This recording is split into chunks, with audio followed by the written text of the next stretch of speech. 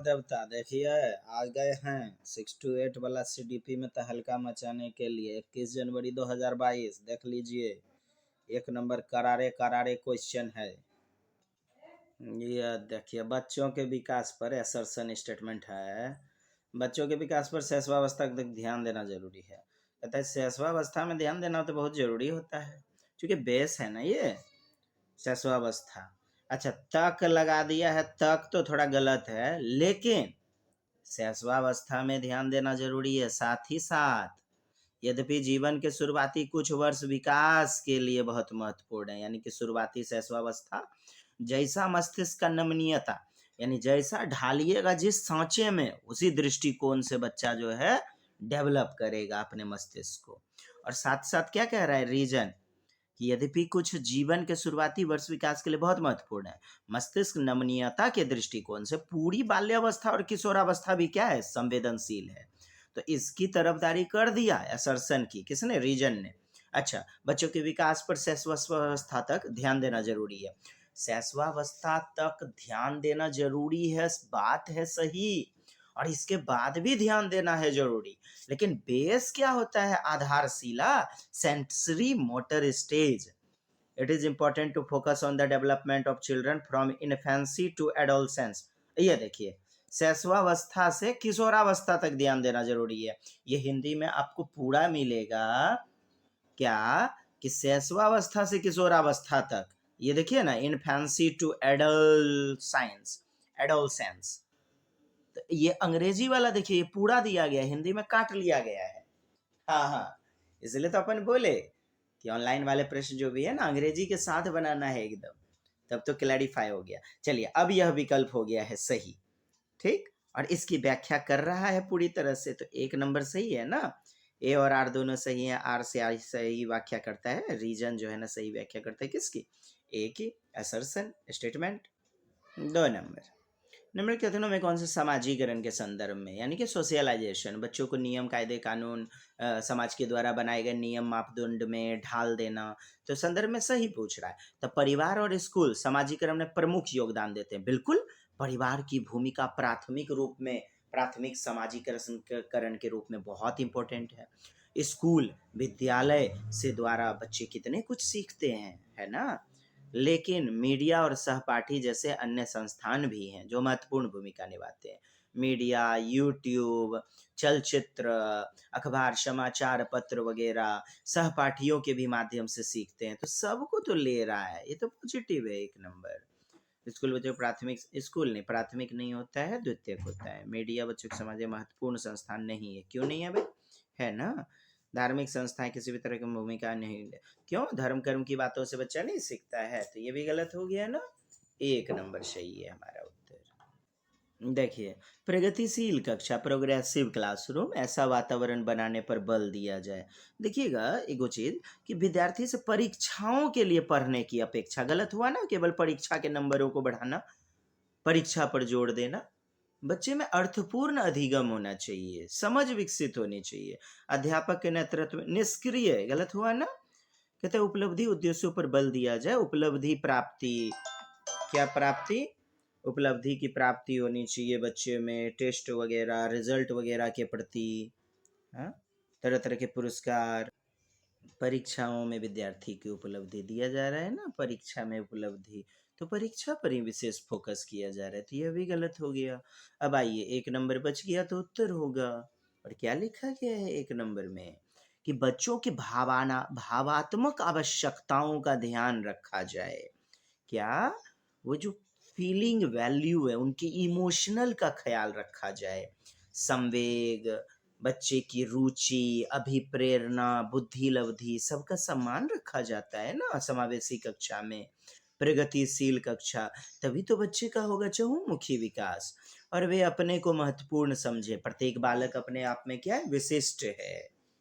प्रत्येक बालक अपने आप में सीखने के योग्य है। तो प्रत्येक बच्चे की भावनात्मक क्षमता, रुचिपरक क्षमता, उनका प्रवृत्ति, अभिप्रेरणा, उन सब को सम्मान देते हुए सिखाना।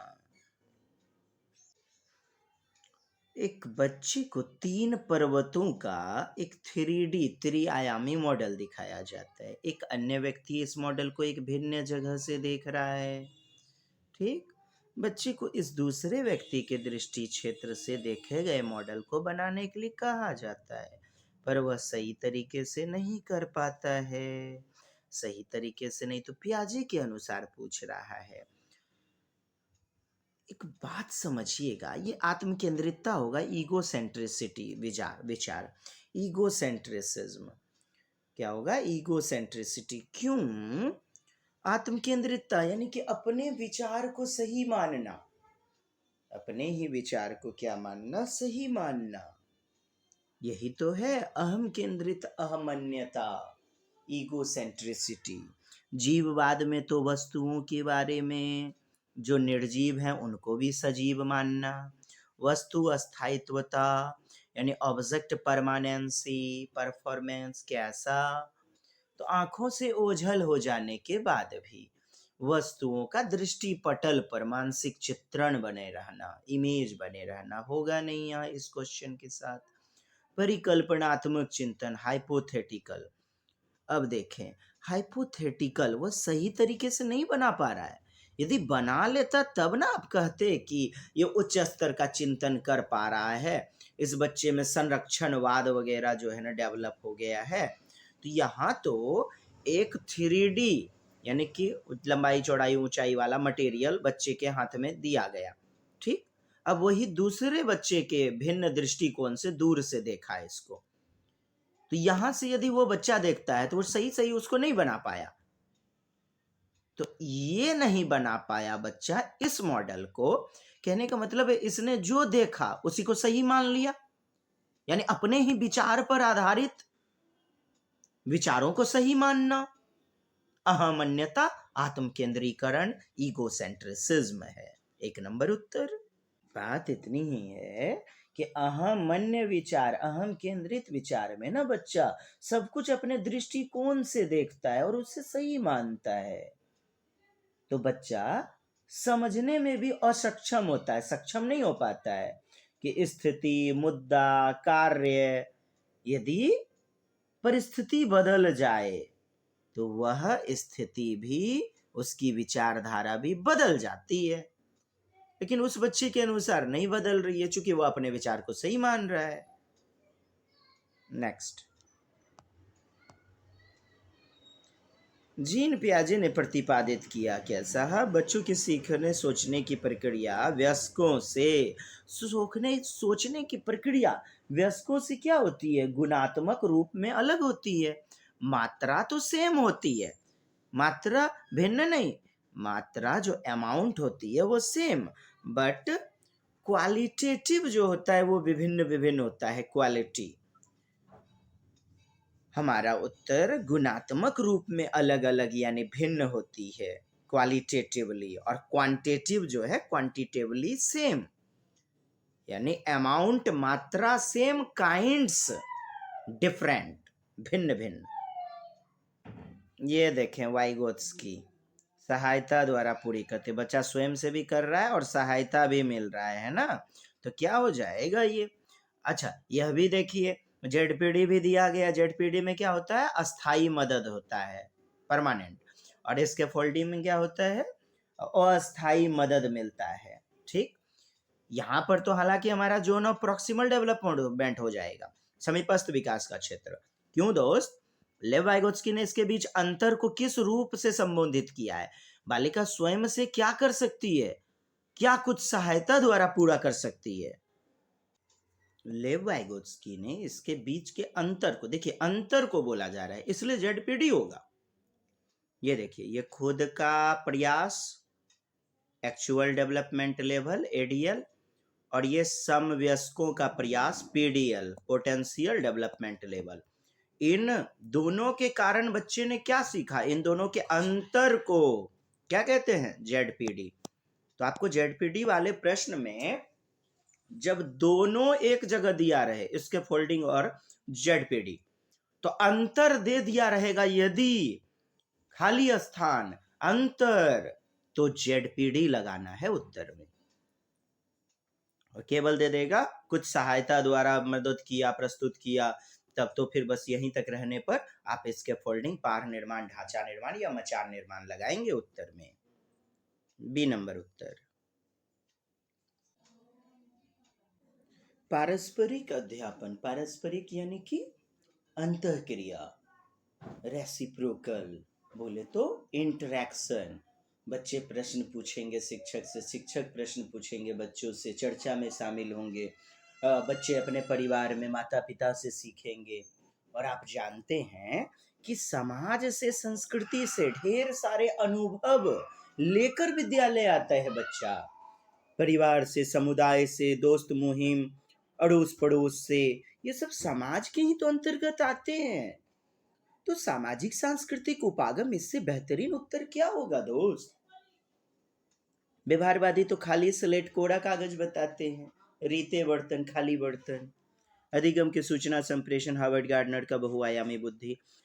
इन सब में तो सामाजिक गतिविधि जो होगी समाज से, समाज यानी प्लेग्राउंड, परिवार, रिश्तेदार, नातेदार, मीडिया, मल्टीमीडिया, सब तो आ गया सोसाइटी के अंतर्गत।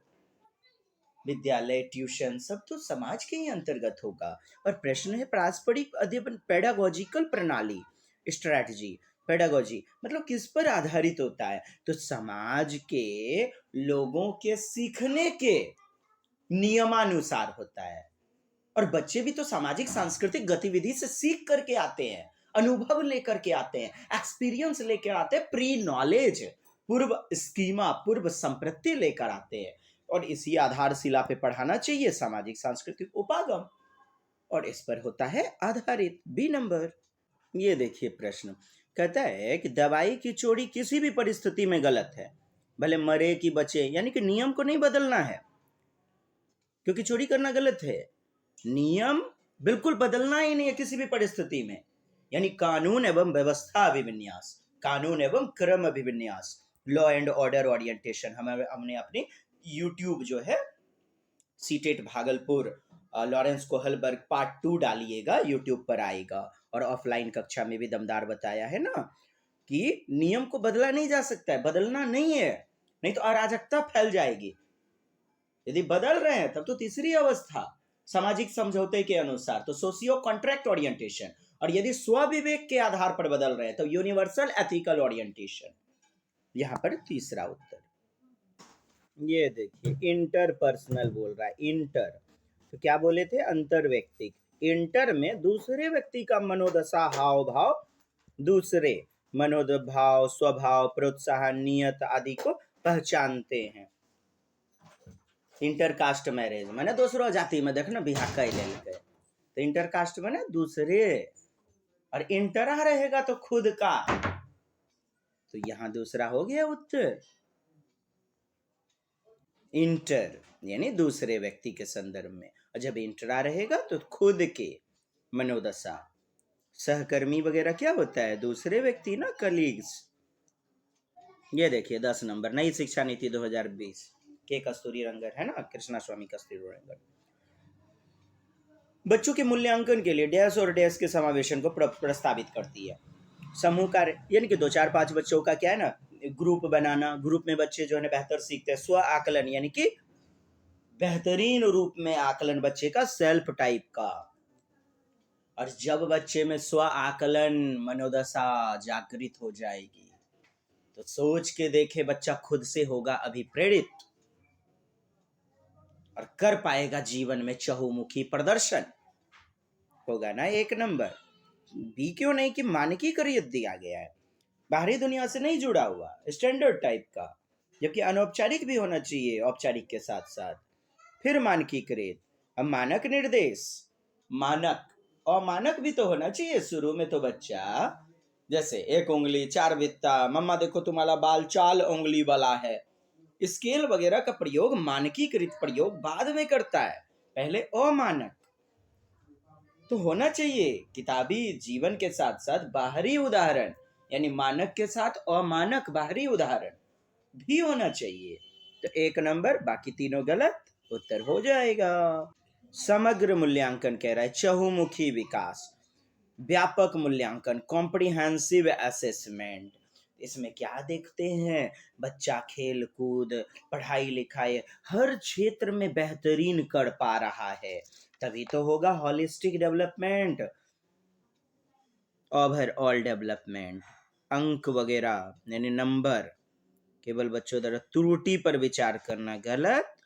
विद्यार्थी के मानकीकृत परीक्षण अभी ना बताया, और मानकीकृत भी होना। विद्यार्थी के लिए सीखने के प्राप्त उत्पाद यानी रिजल्ट, रिजल्ट क्या है, प्रोडक्ट उत्पाद, और प्रक्रिया पर विचार यानी प्रोसेस, लर्निंग बाय डूइंग, कैसे करके बच्चे ने सीखा, तो लर्निंग बाय डूइंग पर आधारित, क्रियाविधि गतिविधियों पर आधारित प्रक्रिया।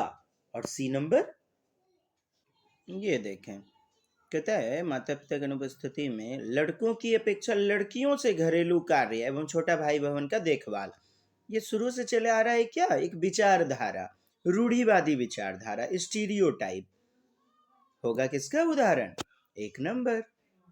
ये तो कई बार हमने कक्षा में बताया है। 13, इनमें कौन सी प्रगतिशील शिक्षा की विशेषता नहीं है, कह रहा है विशेषता। सतत एवं व्यापक मूल्यांकन, सीसीई होता है ना, कंटिन्यूअस एंड कॉम्प्रिहेंसिव, रट्टा मारना, ये तो नहीं होगा। जीवन प्रति प्रोत्साहित करना, सहयोगी शिक्षा, कोलैबोरेटिव लर्निंग, बिल्कुल बिल्कुल, क्या गलत, बी। भाषा और संज्ञान, क्या, लैंग्वेज एंड कॉग्निशन के बारे में कथन वाइगोत्स्की परिप्रेक्ष्य से सही है। उच्च मानसिक क्रिया यानी कि संज्ञानात्मक क्रिया के विकास को भाषा सुसाधित करती है, यानी भाषा पहले आती है, विचार, संज्ञानात्मक क्रिया यानी विचार, उच्च मानसिक क्रिया है ना, तो कॉग्निटिव, इसको कौन सुसाधित कर रही है, भाषा, अर्थात भाषा पहले विचार बाद में, ये सही है ना। भाषा से संज्ञानात्मक प्रक्रिया के विकास में बाधा आती है, गलत। संज्ञानात्मक कोई भूमिका नहीं, कैसे नहीं है, संज्ञान भाषा स्वतंत्र रूप से विकसित होती है। अब देखिए, संज्ञान और संज्ञा क्या होती है, एक दूसरे से अंतर संबंधित ना, और साथ ही साथ संज्ञान भाषा से स्वतंत्र कैसे भला, वाइगोत्स्की ने कहा 0 से 2 वर्ष तक भाषा पहले, विचार यानी संज्ञान बाद में, और 2 वर्ष के बाद संज्ञान और भाषा दोनों साथ साथ। तो यहाँ स्वतंत्र कह रहा है तो हुआ गलत, 2 वर्ष के बाद दोनों साथ साथ, यहाँ स्वतंत्र है इसीलिए गलत, एक नंबर बेस्ट। प्रश्न है, एक शिक्षक ने अपने छात्रों को प्रोत्साहित किया अपने वयस्कों और समुदाय के सदस्यों से वार्तालाप, यानी वयस्क परिवार के सदस्य, परिवार के माता पिता, दोस्त, मुहिम, भाई बहन, अपने समवयस्क दोस्त मुहिम, वार्तालाप करके अपनी विरासत के बारे में सीखें। समाजीकरण के अधिगम के संदर्भ में शिक्षक की धारणा को दर्शाता है, क्या दर्शाता है, कि बच्चों द्वारा समुदाय से, समाज से, संस्कृति से प्राप्त ज्ञान के महत्व को पहचानना, इंपॉर्टेंस, अर्थात जीवन में होगा प्रयोग, आपने जो भी बाहरी दुनिया में सीखा है इसके महत्व को पहचानना, सही बात है, शिक्षक इसके महत्व को पहचान रहा है। यह विश्वास कि सीखना एक सामाजिक परिवेश में होता है, विद्यालय, कॉलेज, यूनिवर्सिटी, ट्यूशन, परिवार, सब तो सामाजिक परिवेश का ही घटक है, इससे संबंध स्थापित करके करना महत्वपूर्ण होता है, सही। विद्यालय में अर्जित ज्ञान और स्थानीय ज्ञान यानी बाहरी वातावरण का ज्ञान, उसके बीच संबंध के महत्व को जानना, सही है। विद्यालय द्वारा सिखाए ज्ञान को ज्यादा महत्व देना। अब देखिए, बाहरी दुनिया में जो सीखा है, जो जीवन में प्रयोग होगा बच्चे का, उस नॉलेज को ना ज्यादा महत्व दिया जाए कि किताबी ज्ञान को ज्यादा महत्व दिया जाए, विद्यालयी शिक्षा को नहीं। 1, 2 और 3 केवल उत्तर होंगे, सी नंबर। विद्यालय अर्थात किताबी ज्ञान, पुस्तकीय ज्ञान पर एकदम ज्यादा फोकस करना, जो कि अनुचित होगा। ये देखिए, गणितीय अधिगम अक्षमता, कैसा डिसेबिलिटी, गणित मैथ वाला, तो कैलकुलेशन किधर है, कैलकुलिया, सी नंबर डिसकैलकुलिया, कैलकुलेट करने में सलमा 5 वर्षीय लड़की है, वह जब 3 साल की थी तो उसने बिना किसी बाह्य निर्देश के संगीत यानी कि बिना किसी बाहरी इंस्ट्रक्शन के, मम्मी पापा या अन्य लोगों के मदद से संगीत वाद्य यंत्र गिटार बजाना सीख लिया है, तो दूसरे की मदद भी नहीं लिया, सीख लिया। तो किस श्रेणी का बालक है? Gifted, God gifted child, talented child, अर्थात प्रतिभाशाली उत्तर होगा। धीमी गति से गलत, कम बुद्धि लब्धि गलत, स्वलीन ऑटिज्म ये भी तो डिसेबिलिटी का लक्षण है। सामाजिक संचरण नहीं हो पाता है, अभिव्यक्ति नहीं कर पाता है, अपने विचारों को प्रकट नहीं कर पाता है, तो तीनों निगेटिव, एक पॉजिटिव है, सी नंबर उत्तर। 18, हार्दिक को कम दिखाई देता है। अध्यापक को इस स्थिति के बारे में नहीं बताया गया है। कक्षा में अध्यापक को उसे किस व्यवहार क्रिया से पता चल सकता है कि उसे कम दिखाई देता है? पढ़ने के दौरान आंख मिचमिचा रहा है। ये तो बाहरी दुनिया से जुड़ा हुआ कॉन्सेप्ट है, भला बताइए। 1 नंबर उत्तर। श्याम पट पर लिखे हुए दूर से स्पष्ट रूप से पढ़ पाना। पढ़ ये पा रहा है तो आंख में कहाँ प्रॉब्लम है? बारीक मुद्रक यानी कि छोटा छोटा अक्षर छपा हुआ कार्य तो तुरंत पूरा कर लेता है, तब आंख में प्रॉब्लम कहाँ है? भौतिक नक्शे को पढ़ना जैसे सूक्ष्म जानकारी, ये बोले बताइए, सब तो पॉजिटिव है, पॉजिटिव जा रहा, प्रॉब्लम कहाँ? यही में ना। 1 नंबर उत्तर। 19 नंबर, एक शिक्षिका अपनी कक्षा में दिव्यांग विद्यार्थी के लिए अधिगम के लिए प्रेरक मोटिवेटेड एनवायरनमेंट कैसे बना सकती है? तो कैसे बना सकती है? दृढ़ अपेक्षा, देखिए दृढ़ अपेक्षा, लचीला व्यवस्था है ही नहीं, कठोर वाला, सख्त नियम अनुसरण करके, सख्त पाठ्यचर्या गलत, परामर्श करे बिना, ले चर्चा में शामिल भी नहीं कर रहा है, बिना परामर्श के, बिना चर्चा में शामिल किए सारे निर्णय शिक्षक शिक्षिका ले रही है, ये तो शिक्षक केंद्रित हो गया ना। सुनिश्चित करके कुछ का आकलन, मानकीकृत आकलन, किताबी ज्ञान वाला आकलन, मानकीकृत, बाह्य उदाहरण भी तो होना चाहिए और मानकीकृत। पाठ्यचर्या में उपयुक्त व यथोचित समायोजन करके, कैसा? यथोचित, बच्चे की योग्यता क्षमता के अनुसार, उसको क्या कहेंगे? यथोचित, एप्रोप्रिएट, उचित वाला, उपयुक्त वाला, यही तो उत्तर होगा। तभी तो कहेंगे बाल केंद्रित शिक्षण प्रणाली। जब बच्चों की योग्यता क्षमता रुचि अभिवृत्ति अभिप्रेरणा उनके व्यवहारिकता आदि को शामिल करके उनकी क्षमताओं का समावेशन कीजिएगा, तभी तो बेहतर होगा बाल केंद्रित शिक्षण प्रणाली का यह कथन। टी उत्तर। ये देखें, असेसमेंट, असर्शन दिया है, स्टेटमेंट कोई ए स्टेटमेंट दे दिया, ठीक। अब समावेशी शिक्षा प्रतिभाशाली बच्चों को शामिल नहीं करती, बताइए। प्रतिभाशाली को नहीं करता है, मूढ़ बालक, प्रतिभाशाली, मंद बुद्धि, रिटार्टेड चाइल्ड, डिप्राइव्ड वर्ग के बच्चे, हाशियाकृत बच्चे, सबको ना शामिल करेंगे। समावेशी यही तो है नाम, कि सबकी योग्यता क्षमता रूप रंग व्यवहार सबका सम्मान करते हुए एक छत के नीचे समावेश करके हुए पढ़ाना, ये तो गलत स्टेटमेंट हो गया। समावेशी से सिर्फ अपूर्ण दिव्यांग बच्चों के लिए है, ये भी गलत। डी नंबर, दोनों गलत। ये देखें, मेटा कॉग्निशन पूछ रहा है, पड़ा कौशल, पड़ा संज्ञानात्मक कौशल, अधिघटक या महासंज्ञान, तो महासंज्ञान से संबंधित बोला जा रहा है। तो इसमें क्या होता है? कॉग्निशन में, कॉग्निशन को नियंत्रण करता है, समस्या समाधान के लिए चिंतन, विचार विमर्श करना, बिना संलग्न विषय वस्तु कंठस्थीकरण गलत, व्यवहार की नकल दूसरे का, अपने सोच पर, अपनी ही सोच की विधियों के विषय में सोचना, तर्क वितर्क करना, निर्णय लेना, समस्या समाधान करना, कितना बेहतरीन पॉजिटिव विकल्प है। महासंज्ञान एकदम सुपर पप्पा जी, हाँ संज्ञान बेटा जी, और जिसमें जो है समस्या समाधान, तार्किक निर्णय लेना, तर्क वितर्क, स्व विवेक चिंतन, सारी चीजें किसमें? मेटाकॉग्निशन में आती है ना। किसी विशिष्ट व्यंजक को पकाने के लिए, हार्ट, सी नंबर, बच्चे को एकदम रसोइया बनाना है, ताज होटल का, मजाक करता है भौजी नियर। ये एक अध्यापिका किसी एक विषय को पढ़ाने के बाद तुरंत ही संकल्पना, कॉन्सेप्चुअल मानचित्रण, इमेज, कॉन्सेप्चुअल मैपिंग बनाने के लिए कहती है। यानी कि अध्यापिका ने कोई विषय पढ़ा दिया तो बच्चे के मन मस्तिष्क में, दृष्टि पटल पे, दिमाग पे कोई ना कोई प्रकार का इमेज बनेगा या कहानी का इमेज बनेगा, तो उसको कहता है, मानचित्र बनाने के लिए कहती है। किस विषय में सहायक होगी, किस चीज में सहायता करेगी? तो हर क्षेत्र में करेगी सहायता।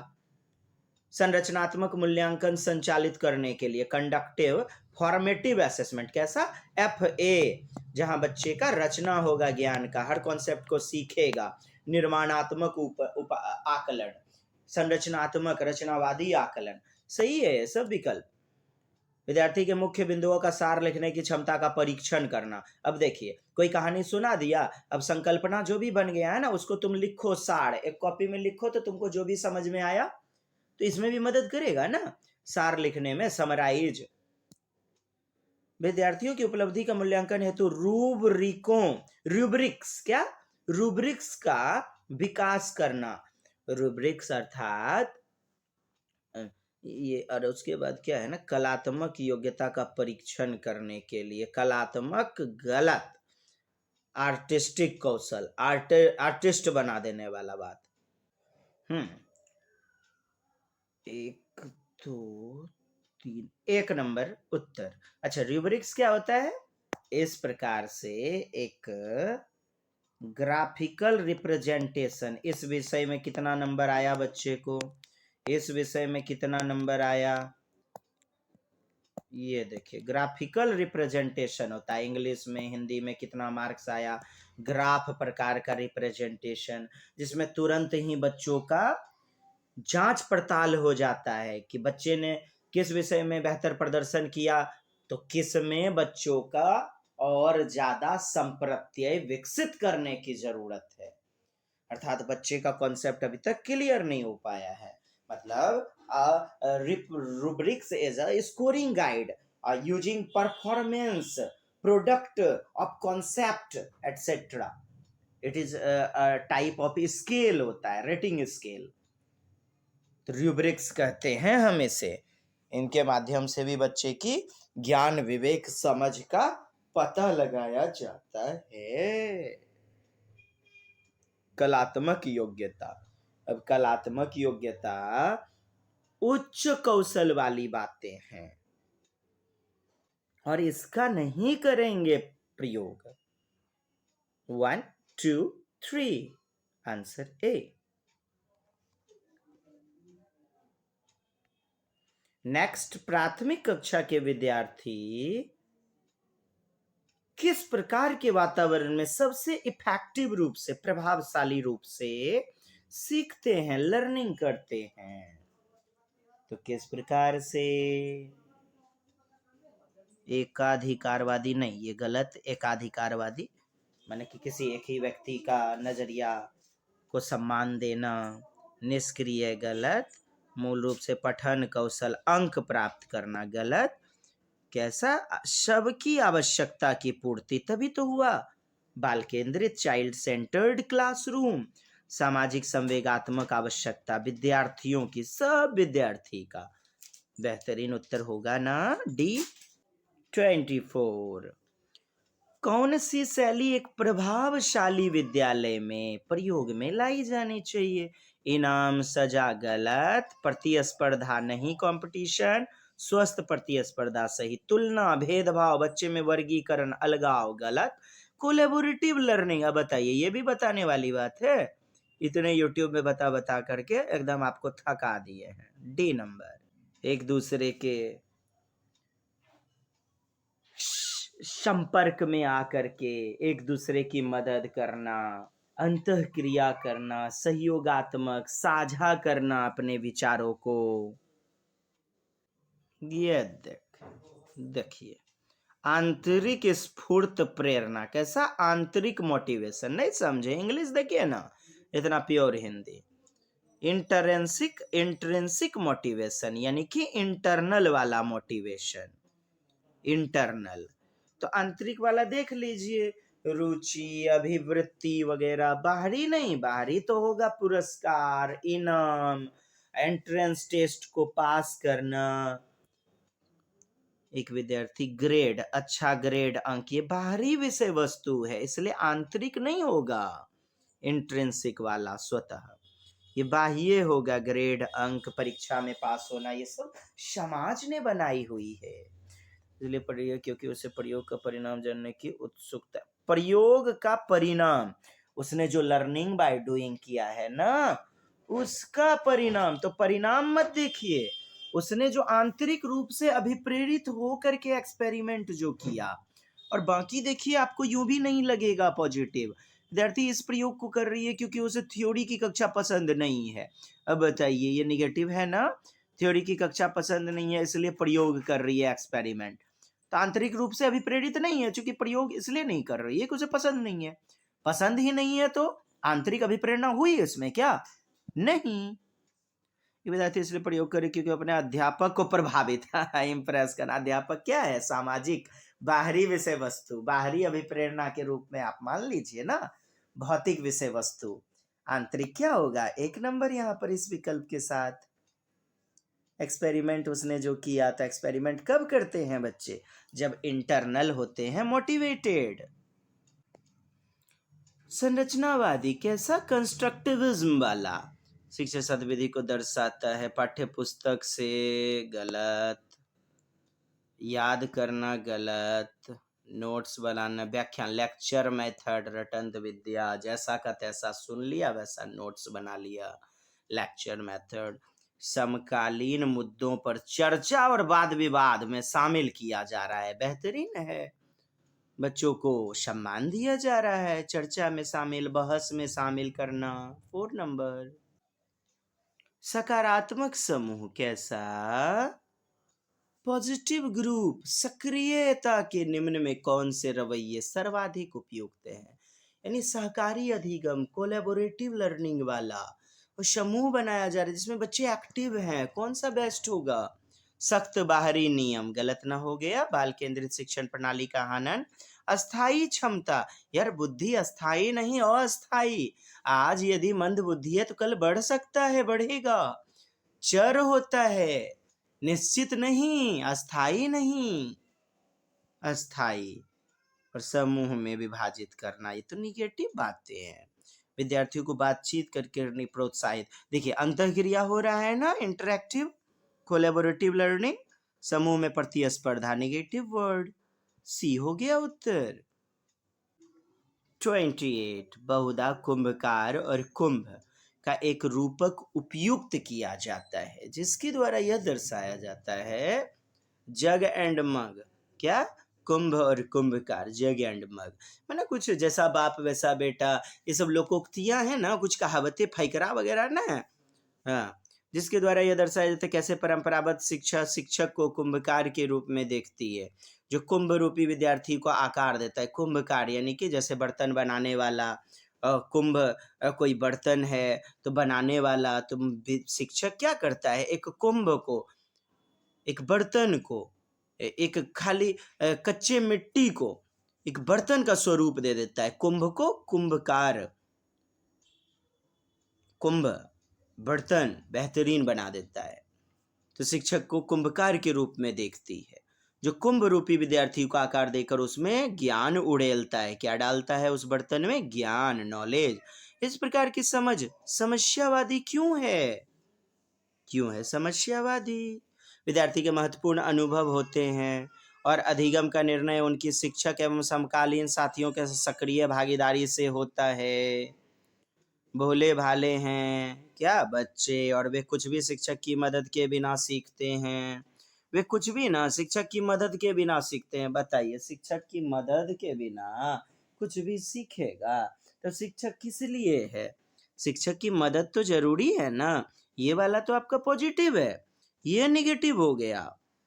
अधिगम की प्रक्रिया में किसी सामग्री या शिक्षक की कोई आवश्यकता नहीं, निगेटिव। यदि बच्चे निष्क्रिय रूप से सुनते रहेंगे तो अधिगम बेहतरीन होगा, गलत हुआ ना, ये सही होगा। विद्यार्थी के महत्वपूर्ण अनुभव होते हैं, ठीक, प्री नॉलेज, प्री एक्सपीरियंस होता है। अधिगम का निर्णय उनके शिक्षक एवं समकालीन साथियों के साथ सक्रिय भागीदारी से होता है, बेहतरीन है। एक दूसरे की समझ, एक दूसरे की अंतःक्रिया, एक दूसरे से टीचर्स का, पीयर्स का, समवयस्कों से, शिक्षकों से जुड़ते हैं बच्चे, सक्रिय भागीदारी लेते हैं। 1 नंबर। ज्ञान उड़ेलता है मतलब इस प्रकार की समझ समस्यावादी क्यों है? मतलब the kind of understand problematic because. क्यों? तो पॉजिटिव विकल्प 1 नंबर। यहाँ पे देखिए, परंपरागत शिक्षा शिक्षक को कुंभकार के रूप में देखती है, यानी शिक्षक ही गढ़ता है एकदम पूरी तरह से।